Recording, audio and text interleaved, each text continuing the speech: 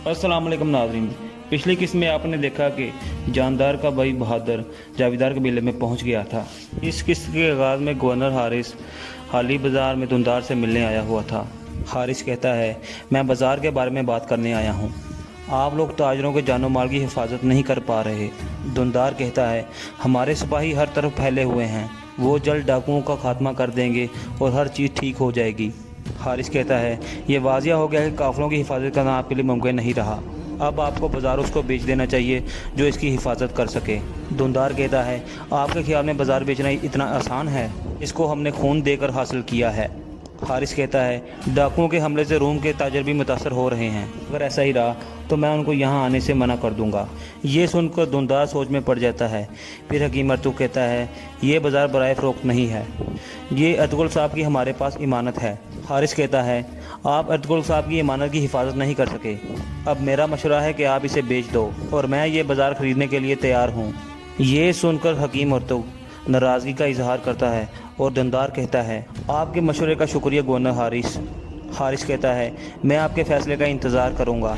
और फिर हारिस वहाँ से चला जाता है। दूसरी तरफ सिंकों का काफ़िला रवाना था और सिंकों का एक आदमी गुलाम को मुसलसल कोड़े मार रहा था और फिर वो गुलाम गिर जाता है। अर्तुगरुल काफ़ी देर से सब्र कर रहा था। फिर वो उस आदमी का हाथ पकड़ लेता है और कहता है, क्या तुम्हारी नीयत इसे मारने की है? और फिर दोनों में लड़ाई शुरू हो जाती है। इसके बाद सिंकों के आदमी दोनों को पकड़ लेते हैं और सिंको पूछता है, क्या हुआ है? मारू कहता है, मैं दूसरे आदमी को कोड़े मार रहा था, अर्तुगरुल ने मुझसे कोड़ा छीनकर मुझे मारा। सिंको कहता है, आगे एक जगह हम रुकेंगे, वहाँ मैं अर्तुगरुल को सजा दूँगा, अभी आगे चलो। फिर वो सब वहाँ से चलने लगते हैं। जाविदार कबीले में असलान एक औरत को कहती है, इस्मा खातून, हमारे मेहमानों के लिए खेमे तैयार करें ताकि ये आराम कर सकें। बहादुर कहता है, हम यहाँ मेहमान नहीं हैं असलान खातून, हम यहाँ अमीर सादुद्दीन के हुक्म पर जाविदार वालों को मुतहद करने आए हैं। असलान कहती है, मेरा कबीला और मेरा खेमा आपका है, लेकिन आप ये जान लें कि जाविदार वाले पहले से ही काफ़ी मुतहद हैं। बहादुर कहता है, मेरी भतीजी, मैं जानता हूँ कि तुमने कबीले को काफ़ी अच्छे से संभाला हुआ है, लेकिन अब जाविदार ख़ानदान के किसी मर्द को ये कबीला संभालना होगा। ये सुनकर असलान कुछ परेशान हो जाती है। दूसरी तरफ हलीमा सुल्तान और कुंदुज़ अर्तुगरुल की कब्र पर मौजूद थे। इतने में अर्तुगरुल का घोड़ा अख्तब वली भागता हुआ आ जाता है। कुंदुज़ उसे देखकर बहुत खुश हो जाता है और कहता है, वालदा, अख्तब वली आ गया है। फिर हलीमा भी उसे देखकर खुश हो जाती है और घोड़े के पास आकर उसे हाथ फेरने लगती है।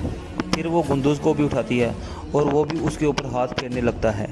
दूसरी तरफ अर्तुगरुल को सज़ा के तौर पर एक दरख्त के साथ बांध दिया गया था। फिर सिंकू उसके पास आकर कहता है, अगर तुम्हारी जगह कोई और होता तो मैं उससे कब का मार चुका होता। तुम मुझ पर काफ़ी भारी पड़ रहे हो, मैंने तुम्हारा अच्छा ख्याल रखा है, अब हमें दोनों को कुछ सब्र करना होगा जब तक मुझे तुम्हारी कीमत नहीं मिल जाती। अर्तुगरुल कहता है, अगर तुम्हें सोना चाहिए तो मैं तुम्हें तुम्हारी सोच से भी ज़्यादा सोना दे सकता हूँ, बदले में तुम मुझे और इन गुलामों को जाने दो। सिंको कहता है, तुम्हारी रहमदिली देकर मैं बहुत मुतासर हुआ हूँ, लेकिन तुम्हारे पास इतनी दौलत नहीं है जितनी मैं चाहता हूँ। अर्तुगरुल कहता है, तो जिस आदमी ने मेरे लिए जाल बचाया था वो बहुत अमीर है। सिंको कहता है, तुम सोच भी नहीं सकते। अर्तुगरुल कहता है, क्या वो एक शहनशाह जितना अमीर है, या एक वज़ीर जितना अमीर है, और या एक गवर्नर जितना अमीर है? गवर्नर का नाम सुनकर सिंको की हंसी रुक जाती है और वो कहता है, तुम बहुत बोल रहे हो अर्तुगरुल, तुम सुबह तक यही बंधे रहोगे। अगर तुमने मुझसे माफ़ी मांग ली तो मैं तुम्हारी सज़ा के बारे में सोचूंगा। अर्तुगरुल कहता है, तुम मुझे जंजीरों के साथ बांध कर समझते हो कि तुम मुझे हरा लोगे। सिंको कहता है, अच्छा तो तुम क्या करोगे? क्या तुम इस दरख्त को जड़ों से उखाड़ दोगे? अर्तुगरुल कहता है, हम उस नस्ल से हैं जिन्होंने लोहे के पहाड़ को पिघलाया है, हमें कोई भी चीज़ रोक नहीं सकती।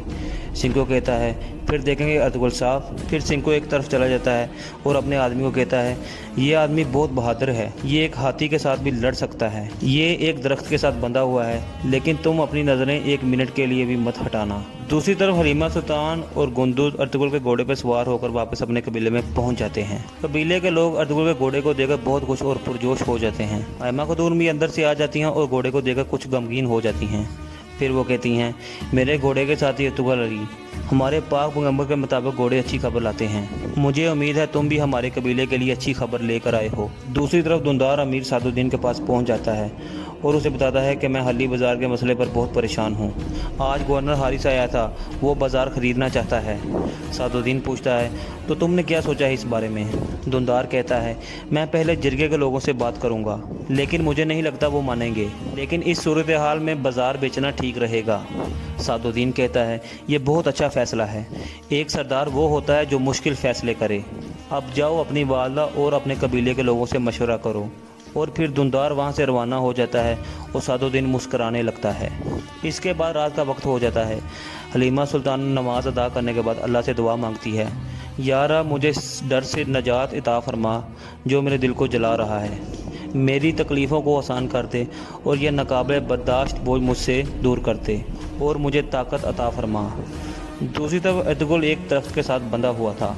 सब लोग सो रहे थे। इर्तुगरुल अल्लाह से दुआ मांगता है, या रब जैसे तूने अपने पैगंबर को मकड़ी की मदद से बचाया ऐसे ही मुझे भी बचा ले। फिर वो बिस्मिल्लाह पढ़कर ज़ोर दिखाने लगता है ताकि आज़ाद हो सके, लेकिन जंजीरें नहीं टूटती।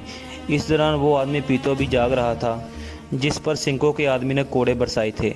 जाविदार कबीले में शाम का खाना जारी था। इस दौरान बहादुर असलान को कहता है, तुमने मेरे भाई की वफात के बाद कबीले का अच्छे तरीके से ख्याल रखा, लेकिन अब इस कबीले को एक मर्द सरदार की ज़रूरत है।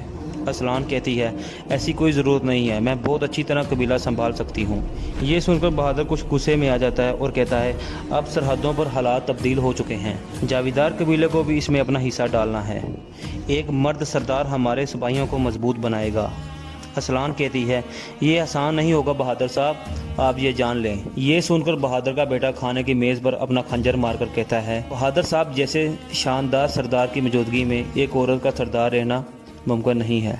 फिर बहादुर उसे खामोश रहने का मशवरा देता है और फिर खड़ा होकर कहता है, अब इस मसले पे मैं जिरगे के आदमियों के साथ बात करूँगा और बहुत जल्द जिरगा बुलाऊँगा। अब तुम्हें बहाव के ख़िलाफ़ चलने के बजाय वही करना चाहिए जो मुनासिब है। ये कहकर वो तीनों उठकर वहाँ से चले जाते हैं और असलान बहुत परेशान हो जाती है। दूसरी तरफ इर्तुगरुल एक दरख्त के साथ बंधा हुआ था। इस दौरान मावरो भी उसके ऊपर लगातार नज़र रखे हुए था। कुछ देर बाद वो उठकर इर्तुगरुल के पास चला आता है और इस दौरान पीटो भी उठकर बैठ जाता है और उसकी तरफ देखकर हंसने लगता है। फिर इर्तुगरुल भी हंसने लगता है। मावरो कहता है, गलीज़ चोर तुम क्यों हंस रहे हो? पीतो कहता है, अपना हाल देखो, एक बहादुर तुर्क ने तुमसे तुम्हारी नींद छीन ली है। ये सुनकर मावरो गुस्से में आ जाता है और पीतो पर हमला कर देता है। इसी दौरान पीतो उसकी चाबी चुरा लेता है और फिर उसे धक्का देकर पीछे गिरा देता है। पीछे इर्तुगरुल उसको अपनी टांगों में काबू कर लेता है और उसकी गर्दन तोड़कर उसे मार देता है। फिर पीतो फौरन उठकर इर्तुगरुल की हथकड़ी खोल देता है और इर्तुगरुल आज़ाद हो जाता है। आज़ाद होने के बाद इर्तुगरुल कहता है, इन सब गुलामों की भी हथकड़ियाँ खोल दो। फिर पीतो बाकी गुलामों की हथकड़ियाँ खोलकर उन्हें आज़ाद कर देता है। काई कबीले में दुंदार अपनी वालदा को कहता है, आप बाज़ार के हालात अच्छी तरह जानती हैं, मैंने सोचा है कि बाज़ार को बेच दिया जाए। इस बात पर हकीम इर्तुगरुल और हलीमा सुल्तान उसकी मुखालफत करते हैं, लेकिन आयमा खातून कहती हैं इस सूरत हाल में बाज़ार को बेचना मुनासिब रहेगा। फिर हकीम इर्तुगरुल कहता है, आयमा खातून बाज़ार को बेचना मसले का हल नहीं है और इस बाज़ार को ख़रीदने की पेशकश गवर्नर हारिस ने की है। गवर्नर हारिस का नाम सुनकर हलीमा सुल्तान और आयमा खातून चौंक जाती हैं। हलीमा सुल्तान गुस्से में कहती हैं, जिस बाज़ार को इर्तुगरुल ने अपनी तलवार से काफिरों से छीना था, तुम उसे उन्हीं काफिरों को सोने के बदले में दे रहे हो। दूसरी तरफ पीतो ने बहुत से गुलामों को आज़ाद कर दिया था और वो भागने लगते हैं। इतने में सिंको और उसके आदमी जाग जाते हैं। इर्तुगरुल कहता है, पीतो तुम भाग जाओ, मैं इनको देख लूँगा। फिर लड़ाई शुरू हो जाती है। इस तरह इर्तुगरुल सिंको के कुछ सिपाहियों को मारने के बाद वहाँ से भागने लगता है और सिंको के बाकी आदमी उसका पीछा करने लगते हैं। दूसरी तरफ आयमा खातून कहती हैं, हम किसी भी सूरत काफिर को बाज़ार नहीं बेच सकते, चाहे बाज़ार की जो भी हालत हो। दुंदार कहता है, मैंने अभी उसे हाँ नहीं की वालदा, मैं बस आपसे मशवरा करना चाहता था। हकीम इर्तुगरुल कहता है, चाहे ख़रीदने वाला काफिर हो या मुसलमान, बाज़ार को बेचना मुनासिब नहीं है। हलीमा कहती है, इर्तुगरुल साहब बिल्कुल सही कह रहे हैं।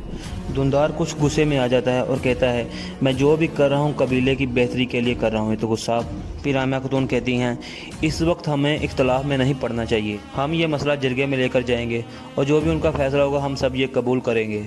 दूसरी तरफ सादुद्दीन काराजैसर में हारिस के पास पहुँच चुका था और उसे बताता है, तुम्हारी पेशकश के बाद दुंदार मेरे पास आया था, उसने मुझे सब कुछ बता दिया है।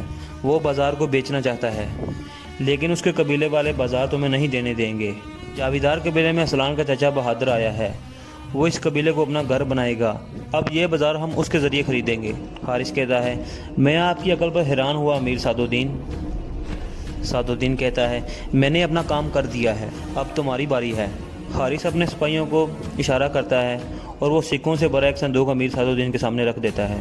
سعد الدین کھڑا ہو کر کہتا ہے اب وہ بازار ہمارا ہے، ہمیں کوئی نہیں روک سکتا، نہ ہی ارطغرل اور نہ ہی اس کا قبیلہ۔